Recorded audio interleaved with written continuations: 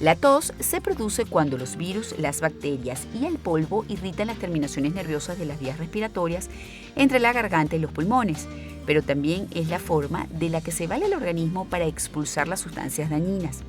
La tos puede presentarse de dos formas, seca y con flema. Hoy, en nuestra sección Sin Récipe, le vamos a enseñar a preparar unos remedios caseros para aliviarla mientras combate de la mano de su médico el origen. A una taza pequeña de miel, agréguele el jugo de 2 limones y mezcle hasta integrar completamente los ingredientes. Se recomienda tomar 3 cucharaditas por día por un lapso de una semana para ver los resultados.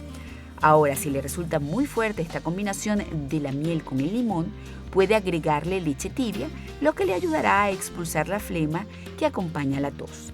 También puede cortar un limón por la mitad, extraer su jugo y agregarle sal más pimienta para luego tomarse la mezcla.